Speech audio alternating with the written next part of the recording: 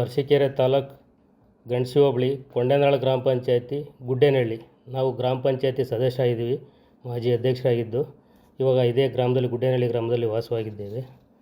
ಇವತ್ತು ಮೊನ್ನೆ ಬಿರುಗಾಳಿ ಸಮೇತ ಮಳೆ ಬಂತು. 14 ಬೆಳಗ್ಗೆ ಬಿರುಗಾಳಿ ಸಮೇತ ಮಳೆ ಬಂತು. ನಮ್ಮೂರಿನಲ್ಲಿ ಸುಮಾರು 400-500 ವರ್ಷದ ಹಳೆಯದಾದ ಬೃಹತ್ ಅರಳಿ ಮರ ಇತ್ತು. ಇದರಿಂದ ನಮ್ಮೂರಿಗೆ ತುಂಬ ಉಪಯೋಗ ಆಯಿತು.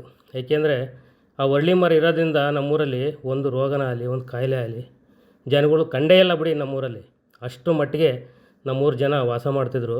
ಹಾಗೂ ಯಾವುದೇ ಒಂದು ನಮ್ಮ ಊರಿನ ವಿಚಾರ ಆಗಲಿ, ಪಂಚಾಯತಿಗೆ ಆಗಲಿ, ಅದೇ ಅರಳಿಕಟ್ಟೆ ಕೆಳಗಡೆ ನಮ್ಮ ಗ್ರಾಮದವರೆಲ್ಲ ಸೇರಿ ಕುಳಿತುಕೊಂಡು ತೀರ್ಮಾನ ಮಾಡ್ತಿದ್ದು. ನ್ಯಾಯಗಳು ಸಹ ಯಾವುದು ತಂಟೆ ತಕರಾರಿಲ್ದಂಗೆ ಬಗೆಹರಿತಾಯಿದ್ದು. ಅಂಥದ್ದೊಂದು ಅರಳಿ ಮರ ನಿನ್ನೆ ಬೆಳಿಗ್ಗೆ 6:50 ಸುಮಾರಿಗೆ ಬಿದ್ದಿದೆ.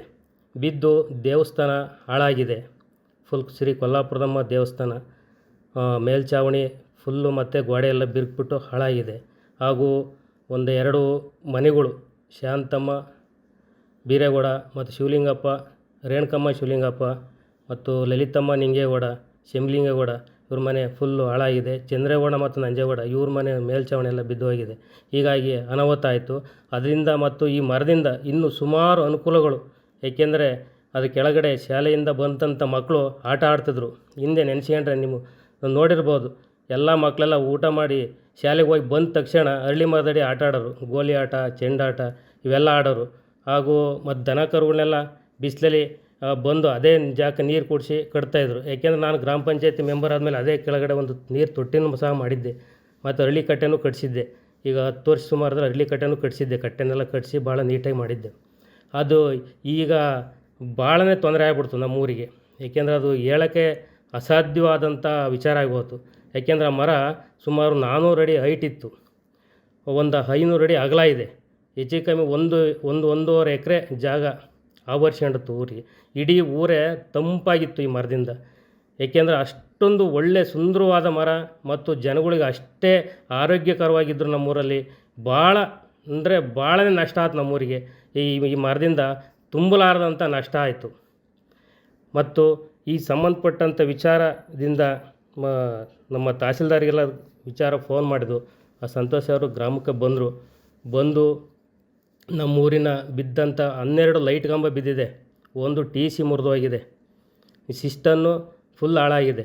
ಇಷ್ಟೊಂದು ಸಮಸ್ಯೆನೆಲ್ಲ ಸೂಕ್ತವಾಗಿ ಮತ್ತು RI ನಟೇಶ್ ಬಂದಿದ್ದರು, RF ಹೇಮಂತ್ ಕುಮಾರು ಮತ್ತು ಗಂಗರಾಜು, ಸುರೇಶು ಹಾಗೂ ಪೊಲೀಸ್ ಸಿಬ್ಬಂದಿ ಹಾಲಪ್ಪ ಬಂದಿದ್ದರು, ಸಬ್ ಇನ್ಸ್ಪೆಕ್ಟ್ರು. ಇವರೆಲ್ಲ ಗ್ರಾಮಕ್ಕೆ ಭೇಟಿ ನೀಡಿ ನಮ್ಮ ಊರಿನ ಸಮಸ್ಯೆನ ಶೀಘ್ರದಲ್ಲೇ ಬಗೆಹರಿಸ್ತೀವಿ ಅಂತ ಹೇಳಿ ಮಾತಾಡಿದ್ದಾರೆ. ಹಾಗೂ ತಹಸೀಲ್ದಾರು ಬಿದ್ದಂಥ ಮನೆಗಳಿಗೆ ಯಾವುದೋ ಇದು ಶಾಂತಮ್ಮ ಬೀರೇಗೌಡ ಮನೆ ಅಂತೂ ಫುಲ್ ಇದಾಗೋಗಿದೆ, ಅವ್ರಿಗೆ ಮನೆ ಕೊಡಿಸ್ತೀನಿ ಅನ್ನೋದೊಂದು ಭರವಸೆ ಕೊಟ್ಟಿದ್ದಾರೆ. ಉಳಿದವರಿಗೆಲ್ಲ ಪರಿಹಾರನೂ ಕೊಡಿಸ್ತೀವಿ ಅಂತ ಹೇಳಿದ್ದಾರೆ. ಮತ್ತು ದೇವಸ್ಥಾನ ಫುಲ್ ಜಖಮ ಆಗಿದೆ, ದೇವಸ್ಥಾನ ಪುನರ್ಜೀವನಕ್ಕೂ ವ್ಯವಸ್ಥೆ ಮಾಡ್ತೀವಿ ಅಂತ ಹೇಳಿದ್ದಾರೆ. ಹಾಗೂ ನಮ್ಮೂರಿನ ಅಭಿವೃದ್ಧಿಗೂ ಸಹ ಭಾಳ ಅನುಕೂಲ ಮಾಡಿಕೊಡ್ತೀವಿ ಅಂತ ಹೇಳಿದ್ದಾರೆ. ಹಾಗಾಗಿ ನಮ್ಮೂರಿಗೆ ಅದಕ್ಕಿಂತ ಹೆಚ್ಚಾಗಿ ಅಭಿವೃದ್ಧಿ ಮಾಡ್ಕೋಬೋದು. ಈ ಮರ ಬಿದ್ದೋಗಿರೋದು ಮತ್ತೆ ಈ ಥರ ಇದು ಮಾಡೋಕ್ಕಾಗೋದಿಲ್ಲ ಬಿಡಿ, ನೋಡೋಕ್ಕಾಗೋದಿಲ್ಲ. ನೋಡಿ, ಈ ಚಿತ್ರದಲ್ಲಿ ನೀವು ನೋಡ್ತಾ ಇದ್ದೀರಾ, ಈ ವಿಡಿಯೋದಲ್ಲಿ ನೋಡಿ, ಇದು ಮರದಿಂದ ತುಂಬಾ ತೊಂದರೆ ಆಗಿದೆ. ಹಾಗೂ ಮತ್ತು ನಮ್ಮೂರಲ್ಲಿ ಇವಾಗ ಜಾತ್ರೆ ಇಟ್ಕೊಂಡದ್ದು ಯಾವಾಗ ಅಂದರೆ 17-18 ಜಾತ್ರೆ ನಡಿಬೇಕಾಯಿತು. ದೇವಸ್ಥಾನ ಬಿದ್ದ ಮೇಲೆ ಈಗ ದೇವ್ರು ಬಿನ್ನು ಆಯ್ತು ಅಂತ ಹೇಳ್ಬಿಟ್ಟು ಜಾತ್ರೆ ನಿಲ್ಲಿಸಿಬಿಟ್ಟಿದ್ದೀವಿ. ಸಿದ್ದರಾಮೇಶ್ವರನ ಜಾತ್ರೆನೂ ಮಾಡಬೇಕಾಯ್ತು, ಕೊಲ್ಲಾಪುರದಮ್ಮ ಜಾತ್ರೆನೂ ಮಾಡಬೇಕಾಯ್ತು. ಅದರಿಂದ ಈಗ ಜಾತ್ರೆ ನಿಲ್ಲಿಸಿಬಿಟ್ಟು ನಾವು. ಯಾಕೆಂದರೆ ಅದು ನಮ್ಮೂರಲ್ಲಿ ಒಂಥರ ಮೌನವಾದ ವಾತಾವರಣ ಆಗಿಬಿಟ್ಟಿದೆ. ನಮ್ಮೂರಿಗೆ ಗೊತ್ತೇ ಸಿಗೋಲ್ಲ. ಯಾಕೆಂದ್ರೆ ಒಂದು 10-12 ಕಿಲೋಮೀಟ್ರಿಂದ ನೋಡ್ರಿ ಇಲ್ಲಿ ಗುಡ್ಡೇನಹಳ್ಳಿ ಐತೆ ಅಂತ ಕಾಣೋದು. ಈ ಗುಡ್ಡೇನಹಳ್ಳಿ ಅನ್ನೋದು ಕಾಣಂಗೆ ಆಗಿಬಿಡ್ತು ಈಗ. ಯಾಕೆಂದ್ರೆ ಬಟ್ಟಂಬೈಲಾಗಿ ಹೋಯ್ತು. ಬಿಸಿಲಿನ ಒಂದು ಮರ ಇಲ್ಲ. ಆ ಮರದಿಂದ ಈಗ ಅಷ್ಟೊಂದು ನೆರಳಿದ್ದು ಊರಿನ ನೆರಳು ಕೊಡ್ದದ್ದು ಈಗ ಊರು ನೆರಳಿಲ್ದಂಗೆ ಆಗೋಯ್ತು. ಹಾಗಾಗಿ ನಮಗೆಲ್ಲ ತುಂಬ ಆ ಮರದಿಂದ ದುಃಖವಾಗಿದೆ. ಏಕೆಂದರೆ ಪರಿಸರ ಅಂದರೆ ನಮಗೆಲ್ಲ ನೋಡಿದರೆ ತಂಪಿರಬೇಕು, ಈಗ ತಂಪೇ ಇಲ್ದಂಗೆ ಆಗೋಯ್ತು ನಮ್ಮೂರು.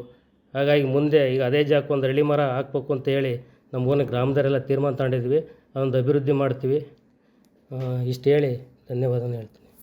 ನೋಡಿ ಸ್ನೇಹಿತರೆ, ಪ್ರತಿಯೊಂದು ಊರಿನಲ್ಲೂ ಸಹ ನೋಡಿ ಆ ಗ್ರಾಮದವರು ಹೇಳ್ತಾ ಒಂದು ಮಾತನ್ನು ಹೇಳಿದರು, ಆ ಮರ ಎಷ್ಟು ಅನಿವಾರ್ಯ ಆಗಿತ್ತು ಊರಿಗೆ ಅಂತ.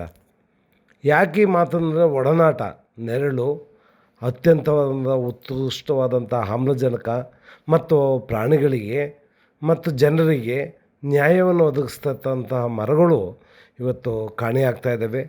ಇಂಥ ಸಂದರ್ಭದಲ್ಲಿ, ಇಂಥ ಕಾಲಘಟ್ಟದಲ್ಲಿ ನಮ್ಮ ವಿಶ್ವಪಥ ಬಳಗವು ಹಸಿರು ಭೂಮಿ ಪ್ರತಿಷ್ಠಾಪವನ್ನು ಸ್ಥಾಪಿಸಿ, ಈ ಮೊದಲೇ ಅವ್ರಿಗೆ ಹೇಗೆ ಬಂತು ಈ ಆಲೋಚನೆಗಳು, ಅದರಂತೆ ಇವರು ಆಲೋಚನೆಯಂತೆಯೇ ಮಾಡಿದ್ದಾರೆ.